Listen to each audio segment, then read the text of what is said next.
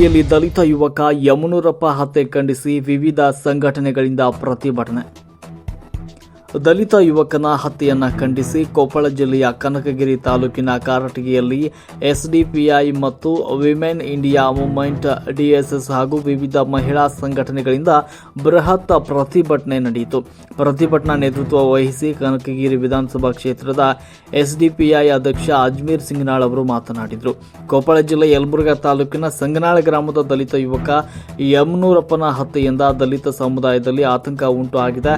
ಕೊಪ್ಪಳ ಜಿಲ್ಲೆಯಲ್ಲಿ ಪದೇ ಪದೇ ದಲಿತರ ಮೇಲೆ ದಬ್ಬಾಳಿಕೆ, ಶೋಷಣೆ ಹಾಗೂ ಮಾನವೀಯತೆಯನ್ನು ತೊರೆದು ಕೊಲೆಗಳಂತಹ ಪ್ರಕರಣಗಳು ನಡೀತಾ ಇದ್ರೂ ಕೂಡ ಜಿಲ್ಲಾಡಳಿತ, ಸಮಾಜ ಕಲ್ಯಾಣ ಇಲಾಖೆ ಅಸ್ಪೃಶ್ಯತಾ ನಿವಾರಣೆ ಮಾಡುವಲ್ಲಿ ವಿಫಲವಾಗಿದೆ ಅಂತ ಆಕ್ರೋಶ ವ್ಯಕ್ತಪಡಿಸಿದರು. ದಲಿತ ಸಮುದಾಯದ ಮೀಸಲು ಕ್ಷೇತ್ರದಿಂದ ಆಯ್ಕೆಯಾದ ಸಚಿವ ಶಿವರಾಜ ತಂಗಡಿಯವರು ಸಮಾಜ ಕಲ್ಯಾಣ ಇಲಾಖೆ ಉಸ್ತುವಾರಿ ಮಂತ್ರಿಯಾಗಿದ್ದರೂ ಕೂಡ ಅವರು ಅಸ್ಪೃಶ್ಯತೆ ನಿವಾರಿಸುವಲ್ಲಿ ವಿಫಲರಾಗಿದ್ದಾರೆ ಅಂತ ಆರೋಪಿಸಿದರು. ಒಟ್ಟಾರೆ ರಾಜ್ಯದಲ್ಲಿ ಆಡಳಿತ ನಡೆಸುತ್ತಾ ಇರುವ ಸರ್ಕಾರಗಳು ಅಸ್ಪೃಶ್ಯತಾ ನಿವಾರಣೆ ಮಾಡುವಲ್ಲಿ ವಿಫಲವಾಗುತ್ತಿವೆ.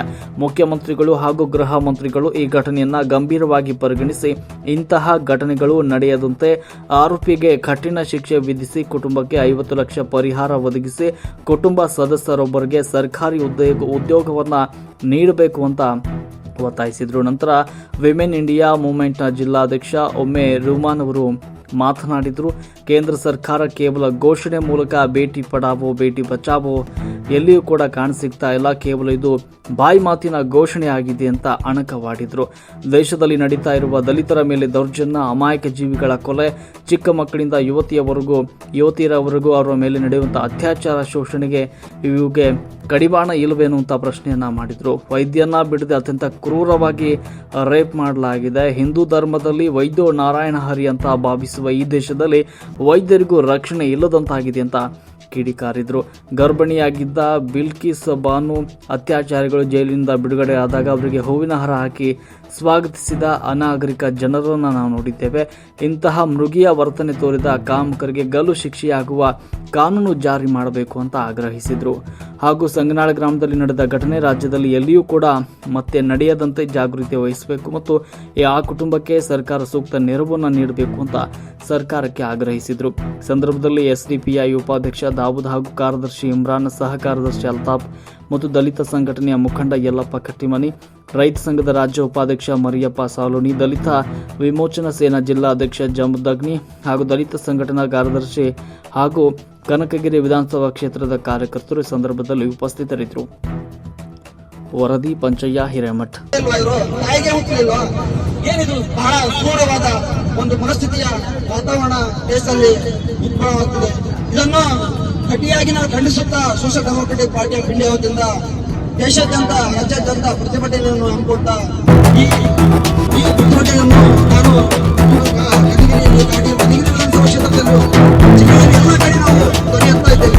ನಮ್ಮ ಅಣ್ಣತಮ್ಮಂದಿರು ಕೂಡ ಧ್ವನಿಯನ್ನು ಪ್ರತಿಭಟನೆಯನ್ನು ನಾವು ಮನವಿಯನ್ನು ಮಾಡಿದ್ದೇವೆ ರಾಜ್ಯ ಸರ್ಕಾರಕ್ಕೆ. ಹಾಗೂ ಇದರಲ್ಲಿ ಗೃಹ ಮಂತ್ರಿಗಳು ಅವರು ಕೂಡ ಅವರು ಕೂಡ ಗೃಹ ಮಂತ್ರಿ ಅವರು ಕೂಡ ಸಮುದಾಯದವರಾಗಿದ್ದು ಅವರು ಕೂಡ ಕಟ್ಟುನಿಟ್ಟಿನ ಒಂದು ಕಾನೂನು ಕ್ರಮ ಜರುಗಿಸಬೇಕು. ಈ ಕರ್ನಾಟಕದಲ್ಲಿ ಎಸ್ಟಿ ಅವರು ಡಿಸಿ ಅವರು ಯಾವ ರೀತಿ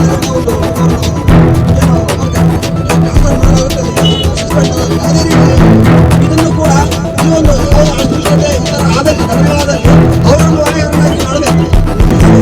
ಯಾಕಂದರೆ ಇದು ಮತ್ತೆ ಮರುಕಳಿಸಿದಾಗ ನಾವು ಇದು ಮತ್ತೆ ಒಳ್ಳೆಯರುತ್ತೆ. ಇದು ಆಜ್ಞೆ ಮಾಡಬೇಕು. ಇದು ಸರ್ಕಾರ ಬಹಳ ವೈಫಲ್ಯ ಇರೋದ್ರಿಂದ ಈ ಘಟನೆಗಳು ಬಹಳ ಮತ್ತೆ ನಡ್ತಾ ಇದೆ. ನಾವು ಮತ್ತು ಈ ನೋಡ್ತಿರುವ ದೇಶದಲ್ಲಿ ಅತ್ಯಾಚಾರಗಳು ಸಣ್ಣ ಮಕ್ಕಳನ್ನು ನೋಡದೆ ಮತ್ತು ನಾವು ಡಾಕ್ಟರ್ನ ವೈದ್ಯರನ್ನ ದೇವರಂತ ಕಾಣ್ತೇವೆ ಎಲ್ಲ ದೇಶದಲ್ಲಿ, ಹಿಂದೂ ಧರ್ಮದಲ್ಲಿ. ಇದು ಈ ತರ ಒಂದು ಆಗ್ತಿರೋ ಒಂದು ನೋಡಿದ್ರೆ ಇಲ್ಲಿ ದೇಶದ ಕೇಂದ್ರ ಸರ್ಕಾರವಿರಬಹುದು, ರಾಜ್ಯ ಸರ್ಕಾರಗಳು ಇವರನ್ನು ಒಂದು ಮಹಿಳೆಯರನ್ನು ರಕ್ಷಣೆ ಮಾಡುವಲ್ಲಿ ಬಹಳ ವಿಫಲರಾಗಿದ್ದಾರೆ. ಒಂದು ಸಣ್ಣ ಮಗುವನ್ನು ಕೂಡ ಇದೇ ಕೊನೆಯಾಗಬೇಕು. ಯಾಕಂದ್ರೆ ಕೊಪ್ಪಳ ಜಿಲ್ಲೆಯ ನಮ್ಮ ಎಲ್ಲ ದೇಶದಲ್ಲಿ ಒಂದು ಮುಚ್ಚುಪೆಯಾಗಿ ನಮ್ಮ ಜಿಲ್ಲೆಯಲ್ಲಿ ಅತಿ ಹೆಚ್ಚಾಗಿ ಈ ಒಂದು ಆಚರಣೆಯನ್ನು ಹಳ್ಳಿಗಳಲ್ಲಿ ಎಲ್ಲ ಏನು ಸಚಿವರು ಇಲ್ಲಿ ಏನಿದ್ದಾರೆ ನಮ್ಮ ಜಿಲ್ಲಾ ಉಸ್ತುವಾರಿಯಾಗಿರುವ ನಮ್ಮ ಸುರೇಶ್ ತಂಗಡಿಗೆ ಅವರು ಇದನ್ನು ಕೂಡ ತಾವು ಒಂದು ದಲಿತರ ಒಂದು आज हम यहाँ जुड़ने का मकसद है हमारे एसडीपीआई और वुमेन इंडिया मूवमेंट से ये प्रोटेस्ट है औरतों पर हो रहे जुल्म दिन ब दिन बढ़ते चले जा रहे हैं। एक दिन में 90 रेप 90 रेप पर डे और 31,000 से भी ज्यादा रेप पर ईयर। कहाँ है मोदी जी? मैं पूछती हूँ मोदी जी कहाँ है आप? बेटी पढ़ाओ बेटी बचाओ, अब पता चल रहा है कि बेटी बीजेपी वालों से बचाओ। कोलकाता केस में हमें पता चला है कि बेटी पढ़ी तो थी लेकिन बची नहीं। हाँ, प्रियंका गांधी ने कहा था लड़की हूँ लड़ सकती हूँ। किसी भी औरत पर हुए जुल्म पर, किसी भी औरत पर हुए रेप पर आज हम देख रहे हैं ना तो राहुल भैया का बयान आ रहा है, ना ही प्रियंका बहन का कोई बयान आ रहा है।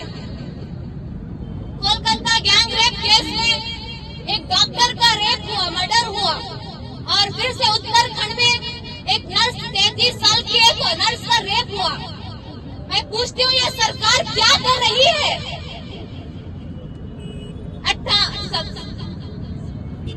78 साल हुआ संविधान आकर, अभी तक हमें आजादी नहीं मिली। कब मिलेगी औरतों को आजादी? डॉक्टर का रेप गैंग रेप हुआ, उसमें इतनी हैवानियत से हद पार की उन्होंने कि डॉक्टर के गले की हड्डी फ्रैक्चर हो गई थी। दोनों पैरों पर इतना जोर डाला गया कि पेल्विस बोन फ्रैक्चर हो गया था। दोनों आंखें डैमेज हो गई थी, दोनों आंखों से खून बह रहा था। प्राइवेट पार्ट से हैवी ब्लीडिंग हो रही थी। जिस्म में 150 ग्राम सेवेंस पाया गया। वाइट की बहुत सारी निशानें पाई गई, लेकिन घर वालों को क्या कहा गया कि उसने सुसाइड कर लिया। गैंग रेप हुआ है, सिर्फ एक ही हत्यारा पकड़ा गया। ये पुलिस क्या कर रही है? ये सरकार क्या कर रही है? मैं पूछती हूँ। लेकिन एक महुआ मित्रा वुमेन्स फ्लाइट की एक मसीहा, वो इस मामले में बात करने के बजाय, आवाज उठाने के बजाय किए गए ट्वीट्स को डिलीट कर रही है। ये डर इन्होंने किस पे पैदा किया? पुलिस चाहे तो 4 दिन में इन्वेस्टिगेशन कर कार्यों को निकाल सकती है, लेकिन वो भी चुपचाप बैठी है। अभी तक कुछ नहीं हुआ। कब पकड़ेंगे उनको? कब होगा इनका इनकाउंटर? मैं पूछती हूँ कब चढ़ेंगे वो फांसी पर? कितना सहेंगे हम जुल्म? कब खत्म होगा ये? मैं पूछती हूँ ये कब खत्म होगा? कहाँ है मोदी जी? बेटी पढ़ाओ सुरक्षा नारी के नारा देने वाले। ये है बीजेपी, ये है कांग्रेस। मोदी सरकार छी थू थू। We want justice.